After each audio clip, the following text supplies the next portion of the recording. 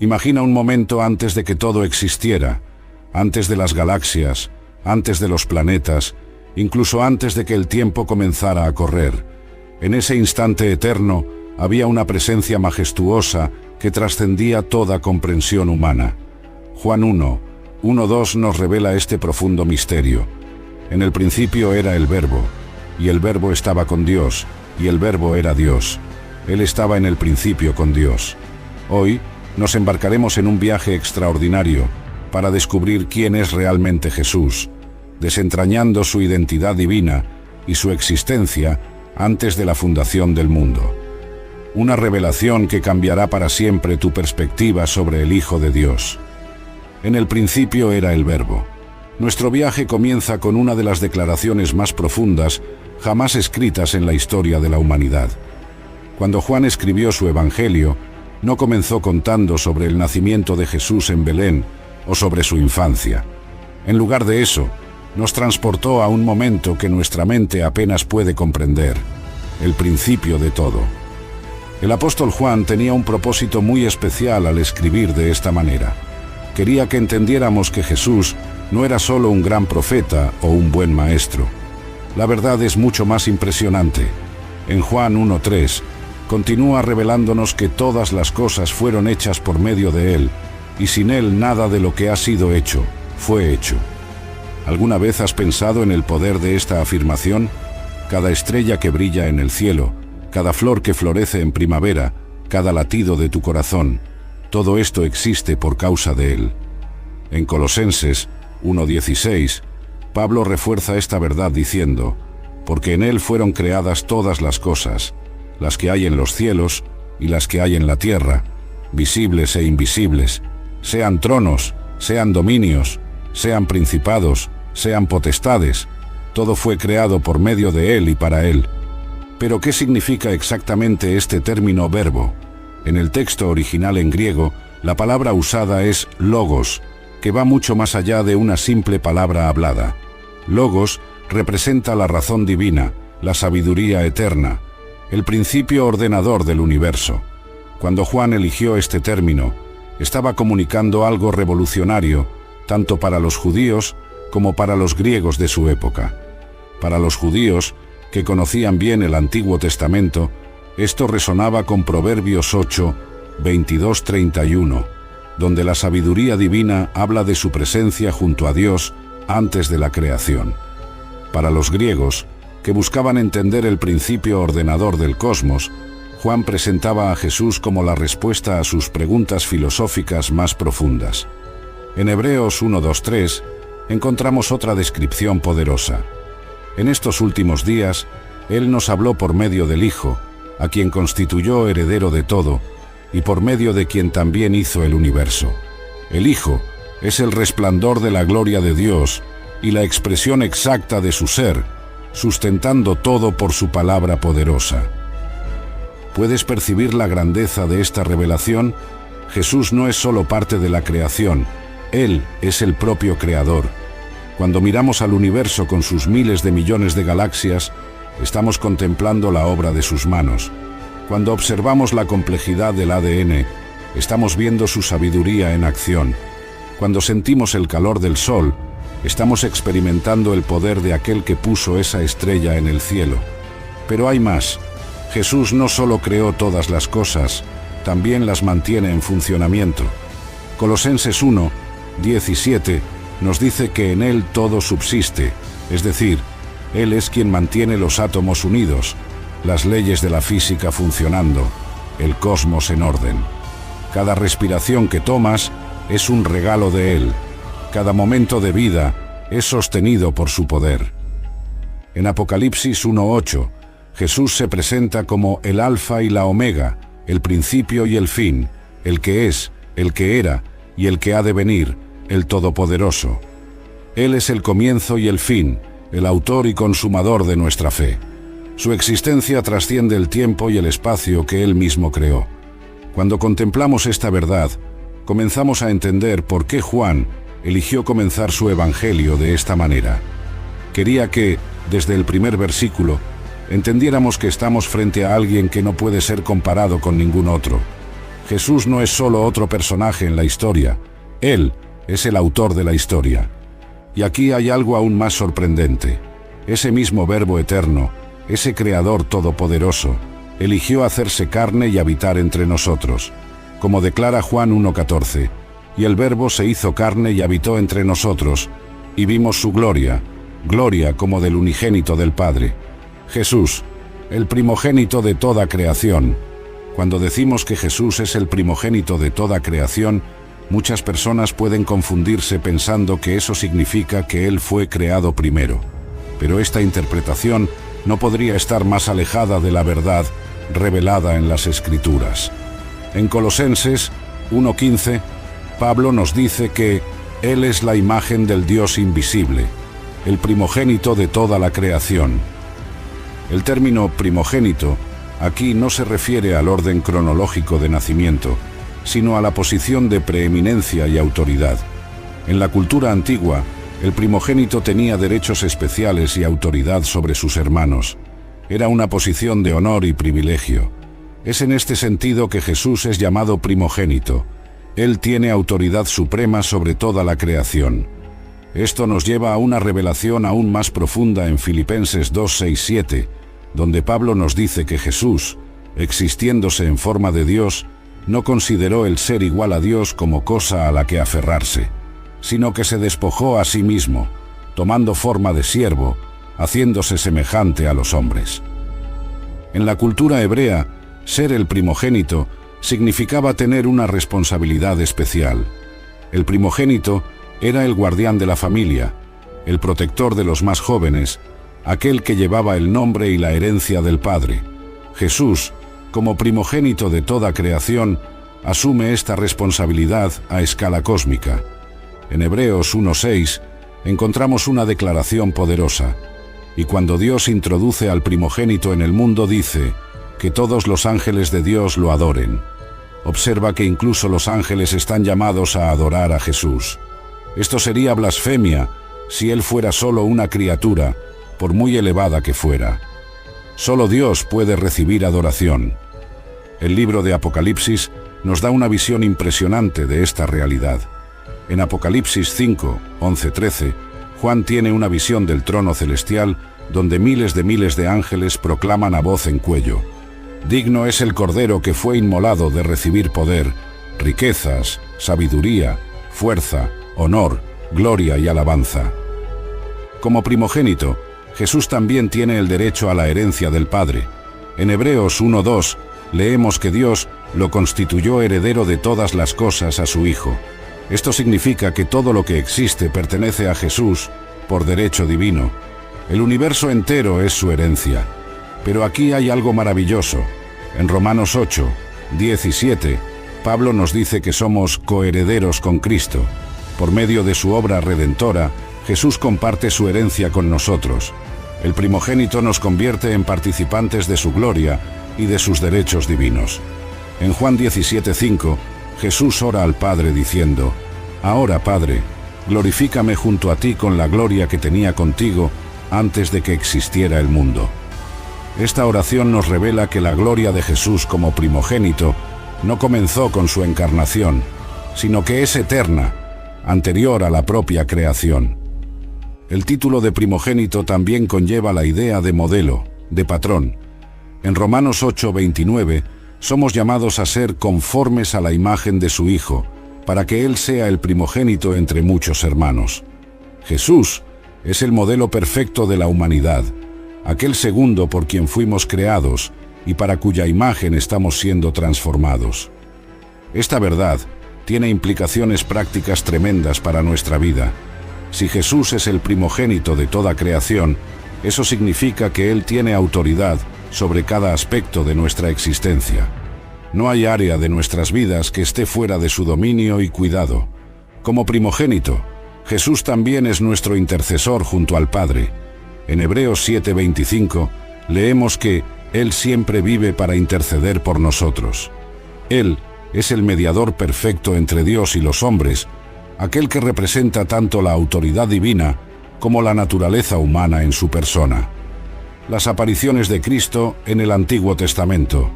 Uno de los aspectos más fascinantes de la Biblia es descubrir que Jesús no comenzó su historia en Belén. Mucho antes de nacer como bebé, ya se manifestaba a su pueblo de maneras extraordinarias. Estas apariciones son conocidas como cristofanías, manifestaciones de Cristo en el Antiguo Testamento. Comencemos con una de las apariciones más intrigantes. En Génesis 18, 3 visitantes aparecen para Abraham junto a los aleros de Mamre. Uno de estos visitantes es tratado de manera especial y es llamado Señor, IAHVH en hebreo. Este visitante misterioso no era un ángel común.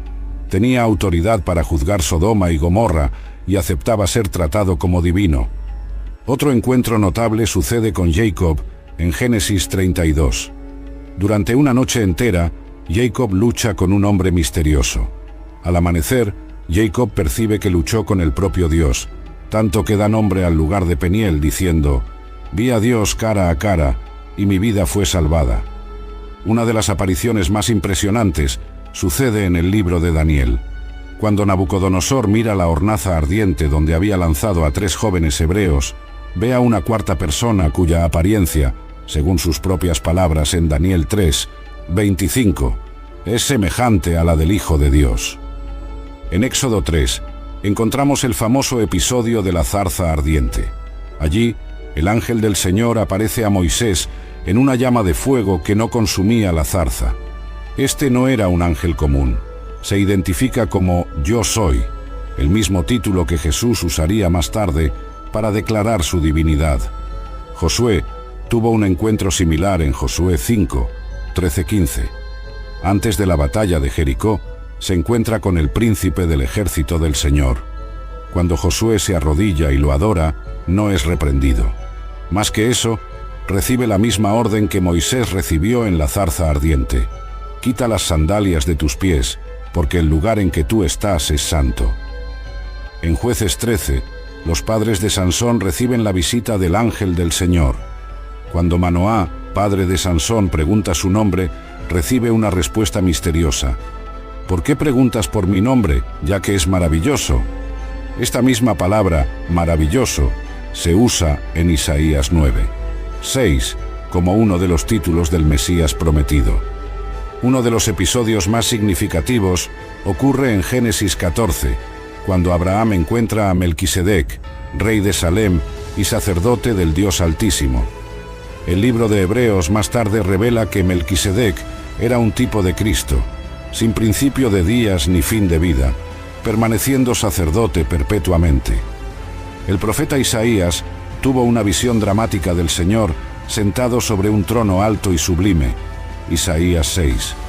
Juan 12, 41 nos revela que Isaías vio la gloria de Jesús y habló de él. Esta visión fue tan impactante que transformó completamente la vida y el ministerio del profeta. En Zacarías 3 encontramos una escena celestial donde Josué, el sumo sacerdote, está delante del ángel del Señor. Este ángel tiene autoridad para perdonar pecados y hacer promesas divinas, algo que solo Dios puede hacer. Estas apariciones en el Antiguo Testamento no eran coincidencias, formaban parte del plan divino para revelar progresivamente quién es Jesús. Como él mismo dijo en Juan 8:58, «Antes de que Abraham existiera, yo soy». Cada aparición era como una pieza del rompecabezas, preparando al pueblo de Dios para reconocer al Mesías cuando viniera en carne. Los signos de la divinidad de Jesús. Exploraremos ahora los signos impresionantes que Jesús realizó durante su ministerio terreno, que prueban su divinidad de manera incontestable. El propio Juan nos dice en su Evangelio que estos signos fueron escritos para que creáis que Jesús es el Cristo, el Hijo de Dios. Juan 20:31. El primer signo documentado por Juan ocurrió en las bodas de Caná, donde Jesús transformó agua en vino. Aparentemente simple, este milagro revelaba su poder sobre la propia naturaleza de la materia. No solo creó vino, sino el mejor vino, demostrando que tenía poder no solo para crear, sino para crear con excelencia. Cuando Jesús calmó la tormenta en el mar de Galilea, los discípulos quedaron maravillados y preguntaron: ¿Quién es este que hasta los vientos y el mar le obedecen? Mateo 8, 27. En la tradición judía, solo Dios tenía poder sobre el mar. Este milagro resonaba con el Salmo 107, 29. Él calmó la tormenta y las olas se aquietaron. En Juan 11, tenemos el impresionante relato de la resurrección de Lázaro. Jesús no solo sanó a un enfermo, sino que devolvió la vida a alguien que había estado muerto por 4 días. Antes de realizar este milagro, hizo una declaración extraordinaria: «Yo soy la resurrección y la vida». Juan 11, 25. Observa que no dijo, «Puedo resucitar», ni «Tengo poder para dar vida», sino, «Yo soy la resurrección y la vida», una clara afirmación de su divinidad. La multiplicación de los panes y los peces aparece en los 4 evangelios, demostrando su importancia. Jesús no solo alimentó a miles de personas, sino que creó materia de la nada, algo que solo el Creador puede hacer. Este milagro tenía paralelos claros con el maná en el desierto, pero iba más allá. Jesús se presentaba como el propio pan de vida. En Marcos 2, encontramos a Jesús perdonando los pecados de un paralítico. Los escribas presentes pensaron, «¿Por qué habla este hombre así? Está blasfemando. ¿Quién puede perdonar pecados sino solo Dios?» Marcos 2:7. Jesús entonces prueba su autoridad divina sanando al hombre físicamente. Uno de los signos más impresionantes fue la transfiguración. Pedro, Santiago y Juan vieron la gloria divina de Jesús revelada en el monte, cuando su rostro resplandeció como el sol y sus vestiduras se volvieron blancas como la luz. Mateo 17:2. Allí, en presencia de Moisés y Elías, la voz del Padre declaró: «Este es mi Hijo amado, en quien me complazco». Las curaciones que Jesús realizaba no eran solo actos de compasión, sino demostraciones de su autoridad sobre la enfermedad y la muerte. En Juan 9, sana a un ciego de nacimiento, algo que nunca antes había sucedido en la historia. Los fariseos tuvieron que admitir: «Desde el principio nunca se ha oído que alguien haya abierto los ojos a un ciego de nacimiento». Juan 9, 32. En Lucas 7, Jesús resucita al hijo de la viuda de Naín, interrumpiendo una procesión fúnebre. El texto dice que se compadeció de ella y simplemente dijo al joven muerto: «Joven, yo te digo, levántate». La autoridad en sus palabras era tal que incluso la muerte tenía que obedecer. Las declaraciones «Yo soy» de Jesús. Las declaraciones «Yo soy» de Jesús son posiblemente las afirmaciones más poderosas que hizo sobre su identidad divina. En la lengua original, cuando Jesús decía «Yo soy», estaba usando el mismo nombre que Dios reveló a Moisés en la zarza ardiente, YHWH, que significa literalmente «Yo soy el que soy». En el Evangelio de Juan, Jesús hace 7 declaraciones «Yo soy», que revelan diferentes aspectos de su naturaleza divina. En Juan 6:35 declara: «Yo soy el pan de vida». No era una metáfora simple. Estaba afirmando ser la propia fuente de vida espiritual, así como el pan sostiene la vida física. En Juan 8:12, Jesús proclama: «Yo soy la luz del mundo». Esta declaración fue hecha durante la fiesta de los tabernáculos, cuando enormes candelabros iluminaban el templo. Jesús estaba diciendo que Él era la verdadera luz, aquella que Isaías profetizó cuando dijo: «El pueblo que andaba en tinieblas vio una gran luz». Isaías 9:2. «Yo soy la puerta de las ovejas», declara Jesús en Juan 10:7. En la cultura pastoral de la época, el pastor literalmente se convertía en la puerta del corral, acostándose en la entrada para proteger a las ovejas. Jesús estaba afirmando ser el único camino para la salvación, el único acceso al Padre. Poco después, en Juan 10:11 dice: «Yo soy el buen pastor». Esta declaración resonaba con el Salmo 23, donde Dios es descrito como el pastor de Israel. Jesús claramente se identificaba con YHWH del Antiguo Testamento. En Juan 11:25, delante del sepulcro de Lázaro, Jesús proclama: «Yo soy la resurrección y la vida». No solo estaba diciendo que podía resucitar personas, sino que afirmaba ser la propia fuente de vida eterna. Yo soy el camino, la verdad y la vida, declara Jesús en Juan 14, 6. Esta triple declaración es una de las más absolutas que hizo. No un camino, sino el camino. No una verdad, sino la verdad. No una fuente de vida, sino la vida. En Juan 15, 1 Jesús afirma: yo soy la vid verdadera. Israel era frecuentemente comparada con una vid en los profetas, pero Jesús se declara como la vid verdadera, la única fuente de vida espiritual genuina. Pero quizás la declaración más impactante es en Juan 8:58, cuando Jesús dice a los judíos: antes de que Abraham existiera, yo soy. Los judíos entendieron perfectamente lo que estaba diciendo, tanto que le lanzaron piedras para apedrearlo, ya que claramente afirmaba ser Dios. ¿Estás sorprendido por estas revelaciones sobre Jesús? Deja en los comentarios cuál de estas declaraciones "yo soy" más te impactó. Y activa la campanita del canal para no perderte el próximo video. Gloria que Jesús tenía junto al Padre. Una de las oraciones más profundas de Jesús está registrada en Juan 17:5, cuando dice: ahora, Padre, glorifícame junto a ti con la gloria que tenía contigo antes de que existiera el mundo. Esta declaración extraordinaria nos da una ventana a la eternidad pasada y a la relación única entre el Padre y el Hijo. En Filipenses 2, Pablo nos da un vistazo de esa gloria cuando habla que Jesús, existiéndose en forma de Dios, no consideró que el ser igual a Dios era algo a lo que debía aferrarse. La palabra griega para forma aquí es morfe, que significa la propia naturaleza esencial. Jesús no solo se parecía a Dios, sino que era Dios en su propia naturaleza. El autor de Hebreos nos dice que Jesús es el resplandor de la gloria de Dios y la expresión exacta de su ser. Hebreos 1:3.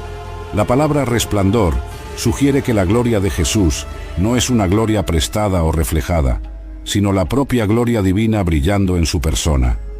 En Juan 1:14, leemos que el Verbo se hizo carne y habitó entre nosotros, y vimos su gloria, gloria como del unigénito del Padre. Los discípulos tuvieron el privilegio único de ver esa gloria manifestada en la tierra, especialmente en el monte de la Transfiguración, donde su rostro resplandeció como el sol. Mateo 17:2. Jesús compartía no solo la gloria del Padre, sino también su autoridad. En Mateo 28:18 declara: toda autoridad me ha sido dada en el cielo y en la tierra. Esta no era una autoridad delegada temporalmente, sino la misma autoridad que siempre tuvo como Hijo eterno. En Colosenses 2:9, Pablo afirma que en Cristo habita corporalmente toda la plenitud de la divinidad. Esto significa que incluso en su forma humana, Jesús no dejó de ser plenamente Dios. La encarnación no disminuyó su divinidad, solo la ocultó temporalmente. Juan tuvo una visión impresionante de esa gloria en Apocalipsis 1:16, donde describe a Jesús con su rostro como el sol, cuando brilla con todo su fulgor. Esta visión fue tan abrumadora que Juan cayó como muerto a sus pies. Era la misma gloria que había visto en el monte de la Transfiguración, ahora revelada en su plenitud. En 2 Corintios 4:6, Pablo nos dice que Dios ha hecho brillar en nuestros corazones para la iluminación del conocimiento de la gloria de Dios en la faz de Cristo. La gloria que Jesús tenía junto al Padre no quedó en el pasado, sino que sigue brillando hoy a través del Evangelio. El testimonio de los apóstoles. Los apóstoles no eran solo seguidores casuales de Jesús, sino testigos presenciales de su divinidad. Juan comienza su primera carta diciendo: lo que era desde el principio, lo que oímos, lo que vimos con nuestros ojos, lo que contemplamos y nuestras manos apalparon, eso proclamamos acerca de la palabra de vida. 1 Juan 1:1. Pedro, en su segunda carta, hace hincapié: no seguimos leyendas inventadas cuando hablamos sobre el poder y la venida de nuestro Señor Jesucristo, sino que fuimos testigos presenciales de su majestad. 2 Pedro 1:16. Se refería especialmente a la Transfiguración, donde vio la gloria divina de Jesús revelada. Pablo, quien encontró a Jesús resucitado en el camino a Damasco, tuvo su vida completamente transformada por ese encuentro. En sus cartas, constantemente afirma la divinidad de Cristo. En Romanos 9:5, llama a Jesús Dios bendito para siempre. En Tito 2:13, lo llama nuestro gran Dios y Salvador. El apóstol Tomás, que inicialmente dudó de la resurrección, hizo una de las confesiones más claras de la divinidad de Jesús, cuando al verlo resucitado exclamó, Señor mío y Dios mío, Juan 20:28. Jesús no lo corrigió, al contrario, elogió su fe. Los apóstoles no solo testificaron la divinidad de Jesús, sino que estaban dispuestos a morir por esta verdad. Todos, excepto Juan, fueron martirizados por su fe en Jesús como Dios encarnado. No se muere por una mentira que se sabe que es mentira. En Hechos 7 vemos a Esteban, el primer mártir cristiano, teniendo una visión de Jesús de pie a la derecha de Dios momentos antes de su muerte. Sus últimas palabras fueron dirigidas a Jesús como Dios, pidiendo que Él recibiera su espíritu. El testimonio apostólico es unánime. Jesús no era solo un hombre bueno o un profeta, sino que Él era y es Dios en carne. Como declara Juan en su Evangelio, estos hechos fueron escritos para que creáis que Jesús es el Cristo, el Hijo de Dios. Juan 20:31. Los apóstoles también testificaron el poder de Jesús sobre la creación, sobre las enfermedades, sobre los demonios y sobre la muerte. Pedro caminó sobre las aguas a su comando. Juan lo vio alimentar a multitudes con unos pocos panes y peces. Todos lo vieron resucitar a muertos. Las profecías cumplidas. El cumplimiento de las profecías en Jesús es una de las evidencias más impresionantes de su divinidad. Cientos de años antes de su nacimiento, los profetas describieron detalles específicos sobre su vida, muerte y resurrección. En Isaías 7:14 tenemos la profecía del nacimiento virginal. Por tanto, el Señor mismo os dará señal. He aquí que la Virgen concebirá y dará a luz un hijo, y llamará su nombre Emanuel, que significa Dios con nosotros.